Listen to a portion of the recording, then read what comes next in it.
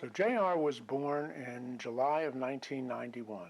He was a breech birth with normal APGAR scores. At 6 months, he had his first tonic-clonic seizure, and a standard EEG was normal. He had marked reflex and frequently threw up breast milk. At 2 years of age, his preschool referred him for psychiatric clinical observation, and the psychiatrist recommended behavioral therapy. He had some genetics evaluation done where he showed negative Fragile X and had a diagnosis of pervasive developmental disorder. At nearly 5 years, he had frequent early morning head drops. He had a normal EEG, had a metabolic testing battery, immune testing, and a video EEG at around age 6, and this showed seizures in the morning. He was prescribed based on epilepsy on Depakote.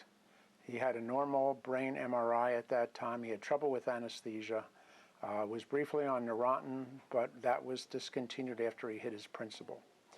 From about age 6.5 to 12.5, he went through a series of anti-epilepsy medicines, all of which were not helpful. Tegretol, where seizures worsened, Topamax, affecting his appetite and speech, Trileptal, seizures worsened, and Zonogram. At 13.5, he was seen at the emergency room for a severe twitching leg issue. He was still continuing on Trileptal, but his behavior worsened. At 14.5, he was placed on Keppra and had no seizures for several weeks, and still continued on Trileptal with increased leg tremors. At 16, he was given a vagus nerve stimulator implant, and that wasn't very effective. However, at nearly 17 years old, he was administered a lumbar puncture under Dr. Arthur at Cincinnati Children's, and this suggested the possibility of Glut1. After that period, at about 17.5, he was given that tentative diagnosis, and at that time he also began tonic-clonic seizures and the MAD diet. He hit his head and visited the ER at nearly 18 years, and shortly thereafter, just over 18, Dr. DeVivo's lab at Columbia confirmed that he had a splice deletion in the Glut1 gene. Just a little after that, we visited Dr. Pasquale's lab at UT Southwest. He started on a more serious ketogenic diet, moving from 3-to-1 to 4-to-1. We observed fatigue in the morning, stress surrounding the diet, anxiety, etc. And because his seizures were bad still at that time, he was put on Dilantin, a Dilantin push in Cincinnati Children's. At about 19, Zonogram was discontinued. We observed that he had low to moderate school attendance, excessive sleep, and moodiness at that time, and he continued having tonic-clonic seizures until Dr. Pasquale recommended and we administered acetazolamide with an adjusted dose at about 19.5 years, and he had his last seizure of any type at about 19.75 years. So this began a period where things were going well. He stopped Trileptal, had some more neuropsych testing. His VNS was ultimately shut off at just over 22 years. He was able to wean off Dilantin at 22.5 years.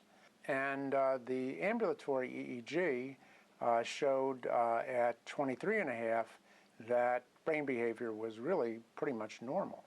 At 25, essentially looking at that as a time point, things had gone really well. He had remained seizure-free. And then a milestone that we just celebrated in March was no seizures for 10 years, whether small or large, that were observable. So we observed that JR started losing weight early in March. He lost about 15 pounds by April 9th. At that point, we and his primary care doctors had concern with possible bowel obstruction. On April 30th, a CT scan that we had done for the bowel obstruction showed a large retroperitoneal mass.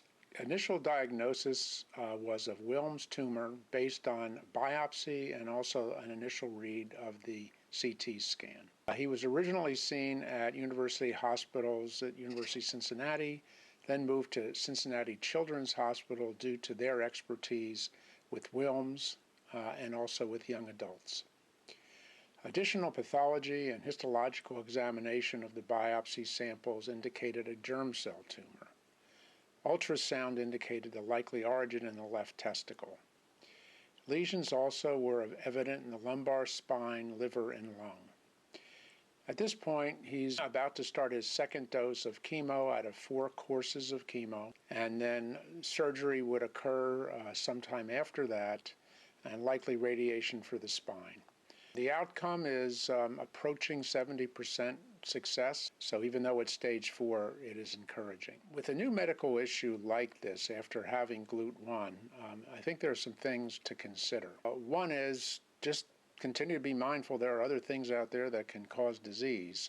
Cancer was very far from our minds in all of this. If you are in this unfortunate situation, make sure oncology is aware of Glut1 dietary and medication restrictions. And there's a very strong benefit to close collaboration between your keto dietitian, keto clinic, and the oncology dietitian and pharmacist. I see a little silhouette of a man, Scaramouche, Scaramouche, will you do the fandango?